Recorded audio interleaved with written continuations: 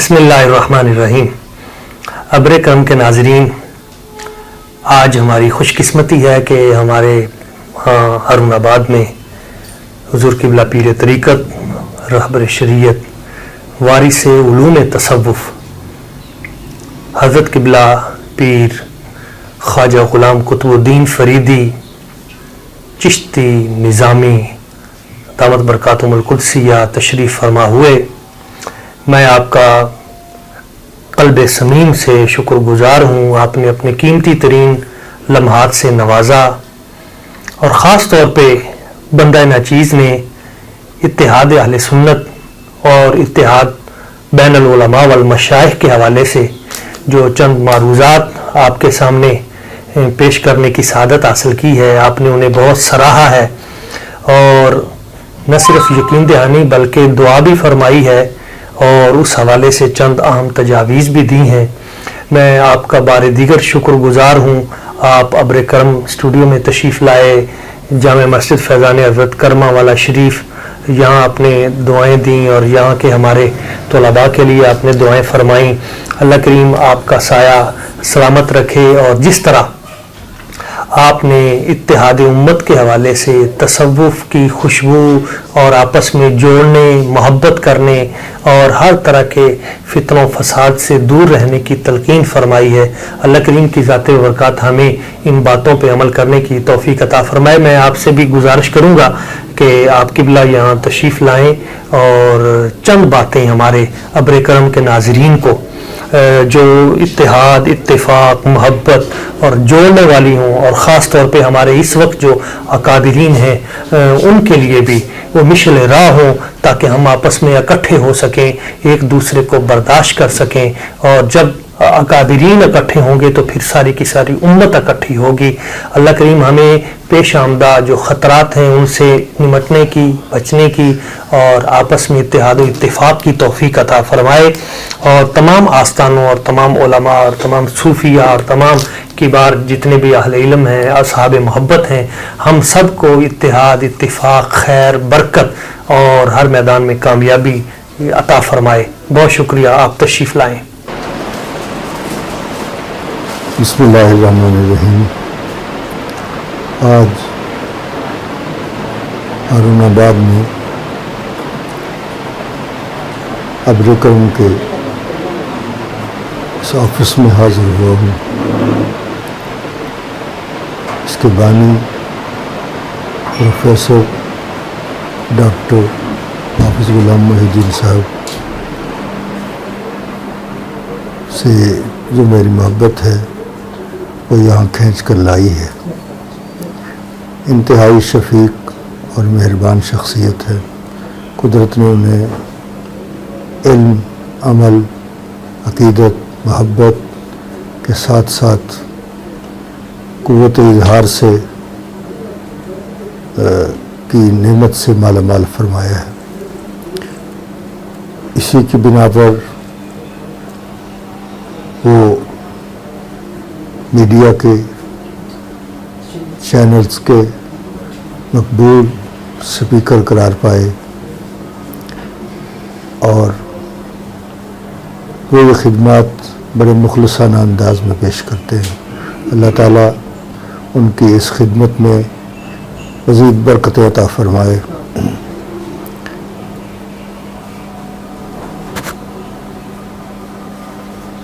یہاں مجھے کچھ صوفیہ اکرام کے بارے میں اظہار خیال کرنا ہے۔ عام طور پر موجودہ دور کے مشائخ میں جس چیز کو بڑی اہمیت حاصل ہے وہ ہے کرامات کا ظہور۔ عام طور پہ مشائخ اللہ ماشاء اللہ پسند کرتے ہیں کہ ہم سے کرامات کا ظہور ہو، کرامات کی تشہیر ہو، لیکن جو اسلاف صوفیہ ہیں ان کے ہاں یہ چیز پسندیدہ نہیں ہے۔ میں ایک واقعہ عرض کرتا ہوں۔ حضرت سعد الدین حموی رحمۃ اللہ تعالی علیہ کے بارے میں حضرت نظام الدین اولیاء محبوب الہی کے ملفوظات میں درج ہے کہ آپ کی خدمت میں بادشاہ وقت حاضر ہوتا ہے. آپ ایک تشت میں کچھ سیب اس کے سامنے رکھ دیتے ہیں مہمان کی ضیافت کے لیے. ان میں ایک بڑا سیب تھا. بادشاہ کے دل میں خیال آیا کہ میں دیکھوں کہ واقعی یہ بڑے پہنچی ہوئی شخصیت ہے. اس خیال کی بنیاد پر اس نے سوچا کہ یہ جو بڑا سیب ہے اگر اٹھا کر مجھے دے دیں تو میں مان جاؤں گا کہ واقعی یہ بڑی پہنچی ہوئی شخصیت ہے، باکمال شخصیت ہے. آپ نے وہ بڑا سیب اٹھا لیا، اپنے ہاتھ میں رکھ کر ایک واقعہ سنایا. آپ نے فرمایا ایک مداری تھا، وہ تماشا کرتا تھا. اس کے پاس ایک گدھا تھا. ایک مجمع لگا ہوا ہوتا تھا اور وہ جو حاضرین ہوتے تھے اس کے کرتب دیکھتے تھے.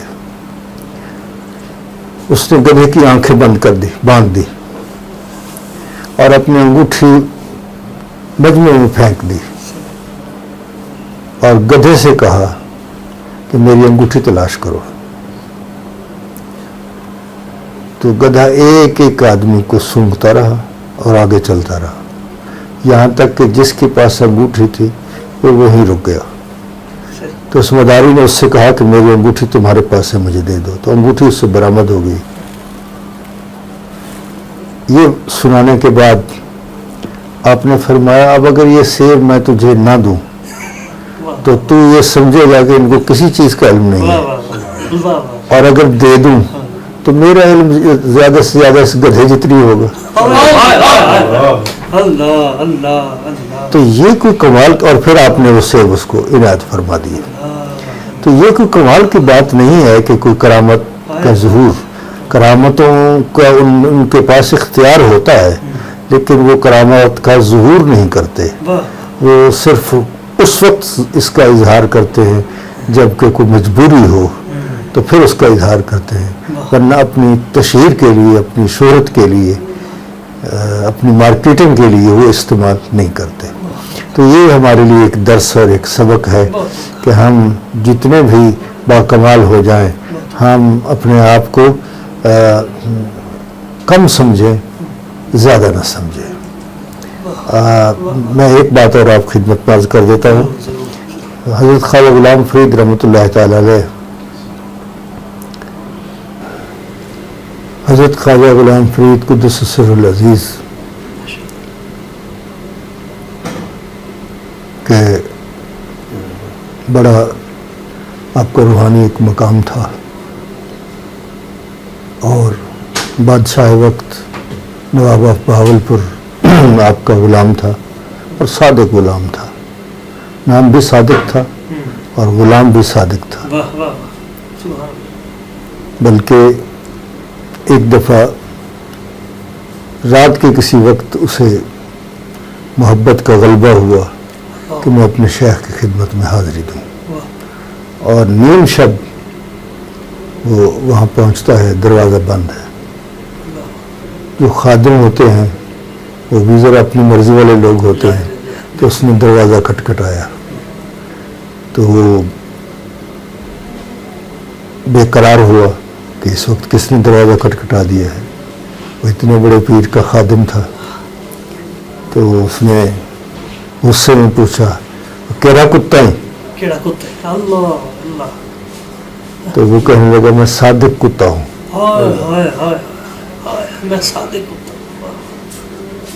اس کی تو جان نکل گئی کہ میں نے نواب صاحب کو یہ کہہ دیا.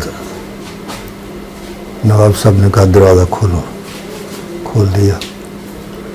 اس نے کہا ذرا پھر کہو نا تیرا کتا ہے. وہ پھر کہتا تھا میں صادق کتا ہوں. کہنا پھر کہو. پھر کہا، اس نے کہا میں صادق کتا ہوں. یہ عقیدت اور محبت تھی ان کی. اس کو اپنے لیے افتخار سمجھتے تھے کہ میرے شیخ کے جو غلام ہیں وہ مجھے کہیں کہ رہا کتا ہی، اور جواب میں وہ کہتا ہے میں صادق کتا ہوں۔ تو نواب صاحب ایک مولوی صاحب پہ ناراض ہو گئے جس نے حضرت خواجہ غلام فرید صاحب قدس سر العزیز کی شان میں کوئی بے ادبی کی تھی۔ نظریات اس کے مختلف تھے۔ نواب صاحب کو جب پتہ چلا تو انہوں نے کہا یہ میری ریاست سے نکل جائے، ریاست بدر کر دیا جائے۔ اس نے جب دیکھا کہ میرا اور تو کوئی چارہ نہیں ہے، جرم بھی بہت بڑا ہے یہ میں نے کیا ہے، تو وہ آپ کی خدمت میں حاضر ہوا اور عرض کیا تو آپ نے ایک خط لکھا نواب صاحب کے نام۔ وہ میرا خیال ہے دنیا کا مختصر ترین خط ہوگا۔ آپ نے لکھا صادق زیر بن زبر نہ بن مت پیش آوی، زیر بن زبر نہ بن مت پیش آوی، سارا کچھ سب کچھ اس میں آ گیا۔ یہ رہتی دنیا تک سب کے لیے سبق ہے۔ عارف کی منہ سے جو بات نکلتی ہے وہ اس میں بڑی تاثیر ہوتی ہے اور اس میں بڑا دوام ہوتا ہے کہ وہ تا حیات اس کے اثرات رہتی دنیا تک ہر طبقے کے لیے یہ فائدہ مند ہوتے ہیں۔ اور اگر ہم اس پہ عمل کریں تو کوئی جھگڑا نہیں ہو سکتا، کوئی اختلاف نہیں ہو سکتا، محبتیں بانٹنے کا موقع ملتا ہے اور محبتیں وصول کرنے کا موقع ملتا ہے۔ آج جتنے اختلافات ہوتے ہیں وہ اسی وجہ سے ہوتے ہیں۔ میرے جد امجد حضرت خواجہ محمد یار فریدی علیہ رحمت ایک جگہ خطاب فرما رہے تھے اور ہو کا عالم طاری تھا، تو یکایک کچھ کتے لڑتے جھگڑتے اس مجمع میں آ گئے۔ لوگوں نے خیر کتوں کو بھگایا، ایک دفعہ تو سارا نظام درم برم ہو گیا، لیکن آپ کے خطاب کی وہ تاثیر ہوتی تھی کہ لوگ کہیں جاتے نہیں تھے، دوبارہ بیٹھ گئے۔ آپ نے پھر اسی چیز پہ خطاب فرمایا دوستو آپ کو پتہ ہے یہ کتے کیوں آئے تھے؟ تو لوگوں نے حیرت کا اظہار کیا کہ اس کی بھی کوئی وجہ ہو سکتی ہے کہ کتے کیوں آئے تھے؟ تو آپ نے فرمایا ہاں کتے واز کرنے آئے تھے۔ اور زیادہ حیرت ہوئی کہ کتے کیسے واز کرنے آئے تھے؟ آپ نے فرمایا کتے یہ واز کرنے آئے تھے کہ یہ لڑنے والا کام ہمارا ہے تمہارا نہیں ہے۔